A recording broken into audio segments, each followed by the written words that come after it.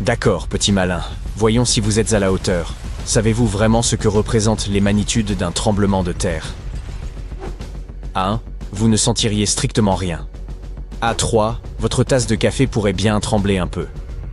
À 5, des objets commenceraient à tomber des étagères, et votre cœur s'emballerait sûrement. Mais à 7,5, le sol se déchire, les bâtiments tanguent et des rues entières se fendent. Et à présent, les scientifiques nous avertissent qu'une faille que l'on croyait éteinte pourrait engendrer une telle secousse sous une paisible petite ville du Canada.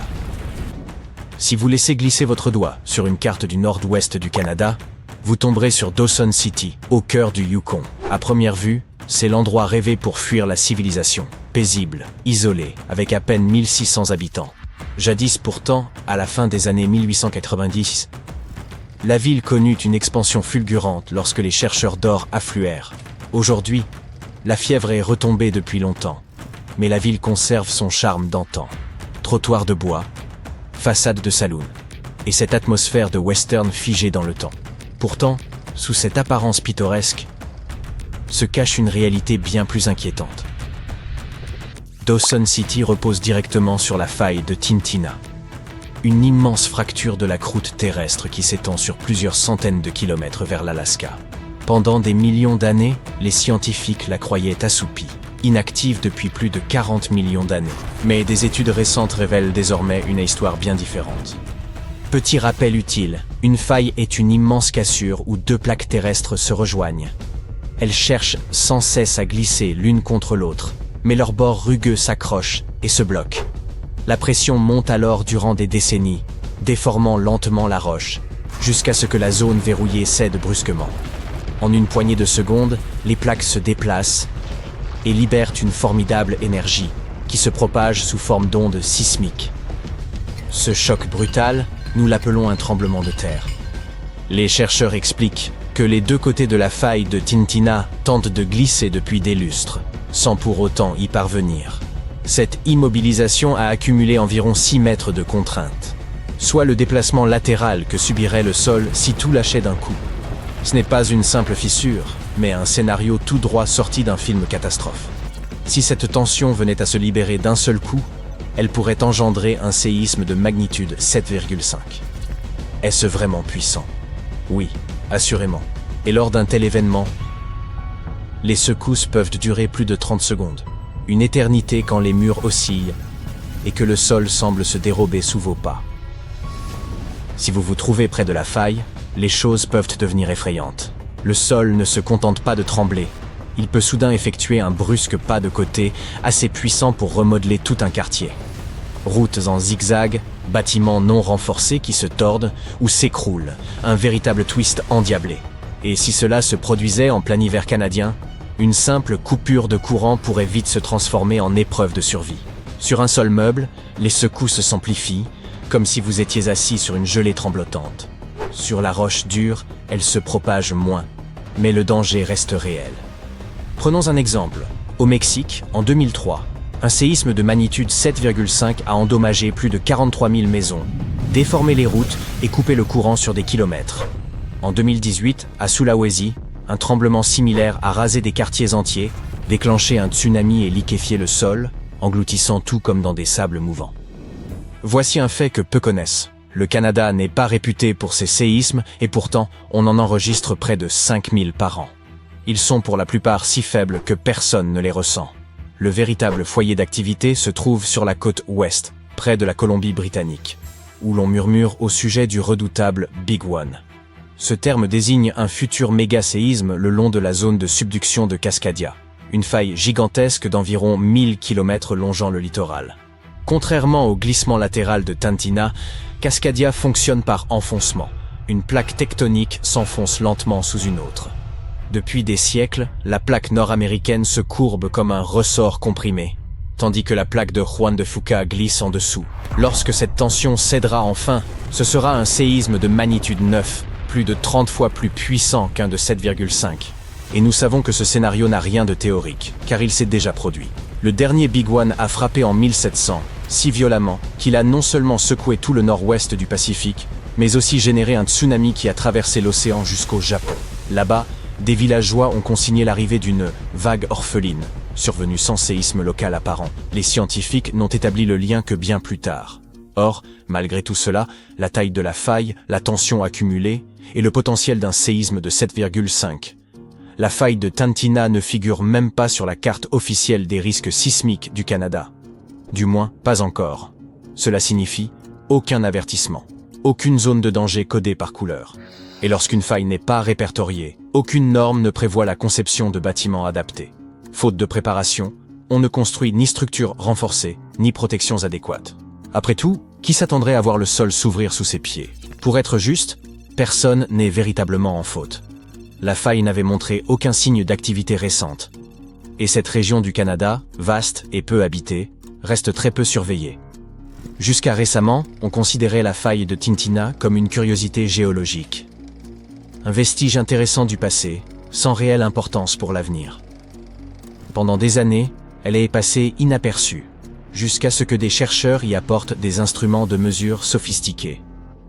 Ils ont alors décelé près de Dawson City de légères mais nettes déformations du sol, semblables à des cicatrices, témoignant d'anciens séismes, dont l'un aurait déplacé la croûte terrestre d'environ 920 mètres au fil des millénaires. Fait remarquable, les formations glaciaires les plus récentes ne présentent aucune trace de perturbation, ce qui suggère que le dernier grand séisme s'est produit peu avant la fin de la dernière ère glaciaire, un événement tout récent à l'échelle géologique. En comparant ces déformations de terrain avec l'âge des glaciers, les chercheurs ont compris que la faille de Tintina n'était pas endormie. Elle s'était simplement accordé une interminable pause café, et aujourd'hui, elle semble prête à reprendre du service. C'est pourquoi les scientifiques réclament son inscription sur la carte officielle des risques sismiques du Canada. Dawson City mérite mieux qu'un haussement d'épaule lorsque le sol choisit de s'étirer. Les experts se comportent désormais comme de véritables détectives de la Terre. Ils scrutent forêts et rivières à la recherche des moindres cicatrices que les anciens séismes ont voulu dissimuler. Tels des archéologues du chaos, ils creusent des tranchées et tournent les pages boueuses du journal géologique de la planète. Chaque fissure, chaque pli, chaque strate ajoute un indice sur la dernière colère de Tantina et sur l'ampleur possible de la prochaine. Grâce aux satellites, ils peuvent même observer si un versant de vallée avance lentement sur l'autre, tel un escargot tectonique. Leur objectif? Déterminer la fréquence des ruptures passées, la tension encore accumulée, et si la faille se réveillera discrètement ou d'un seul coup. En définitive, savoir que les plaques se pressent sous nos pieds ne permet pas d'en prévoir la date fatidique. De longues périodes de silence peuvent annoncer un séisme majeur, ou simplement correspondre à une dissipation lente et imperceptible de la tension. Les scientifiques peuvent bien modéliser divers scénarios, mais nul ne possède d'horloge pour compter les jours avant la prochaine rupture. L'attitude la plus sage n'est pas d'essayer de prédire, mais de se préparer. On se renforce face au probable, non face au certain, car le calendrier de la Terre ne prévient jamais à l'avance. Il se trouve que la croûte terrestre n'est jamais vraiment immobile. Elle s'agite en permanence, tandis que nos cartes, elles, peinent à suivre le rythme de ces murmures souterrains. Une faille que l'on croyait sans danger pourrait bien dissimuler un secret équivalent à une secousse de magnitude 7,5. Pourtant, nul besoin de céder à la panique. L'essentiel est d'agir avec discernement, affiner les relevés, renforcer les constructions et adopter quelques réflexes de prudence. Le jour où la Terre décidera de solder ses comptes, la véritable question ne sera pas de savoir si Dawson City tremble, mais si chacun aura su se préparer pour transformer un désastre annoncé en un récit mémorable à transmettre. Avez-vous déjà vécu un tremblement de terre? Moi, oui. Partagez donc votre expérience dans les commentaires. Le Canada est immense. Pourtant, la grande majorité de sa population vit soit à l'est, soit à l'ouest. Et, au centre, s'étend une vaste région où presque personne ne s'installe, le nord de l'Ontario. Mais pourquoi cet endroit semble-t-il presque hors de portée? Le nord de l'Ontario appartient bien sûr à la province d'Ontario. Celle-ci est très dynamique, abritant des métropoles majeures comme Toronto et Ottawa. Environ un tiers des Canadiens y résident, mais la majorité d'entre eux se concentrent dans la partie sud. Le nord, lui, reste largement vide. Ce paradoxe surprend, car la portion septentrionale est considérable, bien plus vaste que le sud.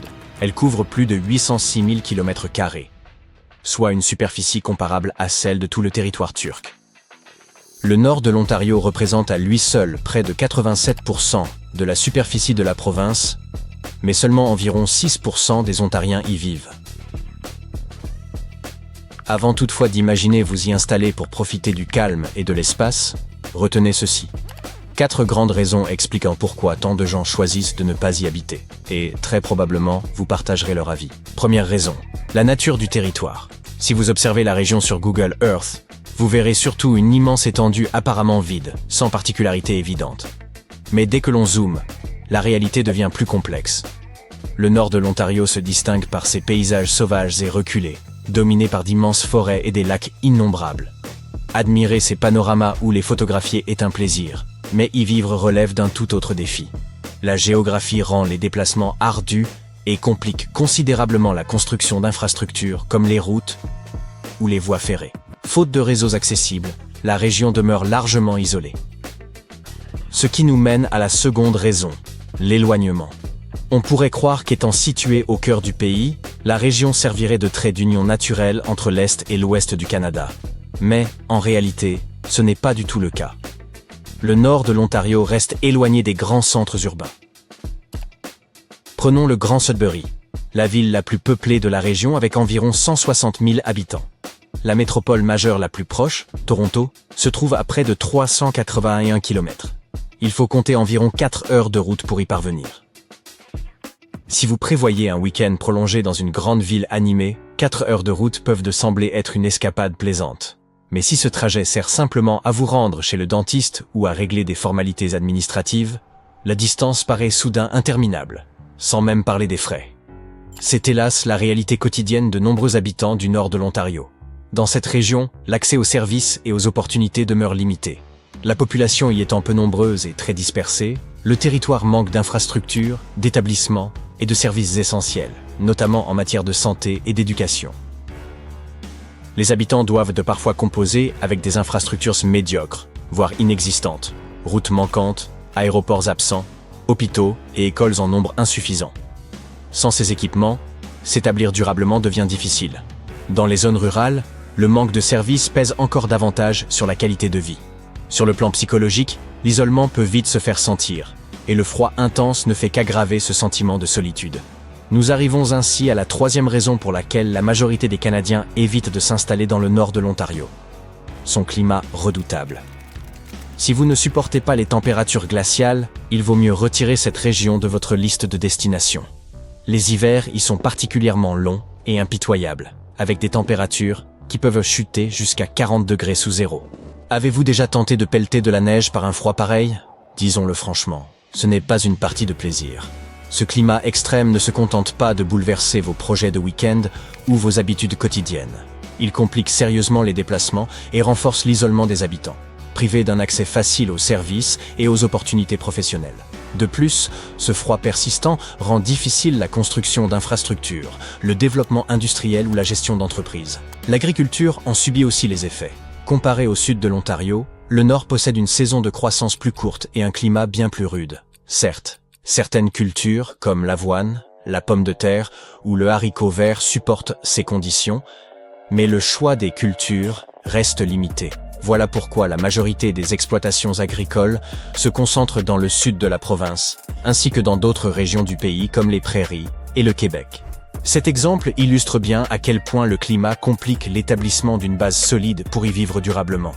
C'est précisément ce qui nous mène à la quatrième raison expliquant cette faible densité de population, l'économie. Le problème ne vient pas d'un manque d'emploi, loin de là. En réalité, les postes sont nombreux. En 2023, la partie nord de l'Ontario affichait l'un des taux de postes vacants les plus élevés du pays. Contrairement à bien des régions du monde, il s'agit d'un endroit où les emplois abondent, mais où la population fait cruellement défaut pour les pourvoir.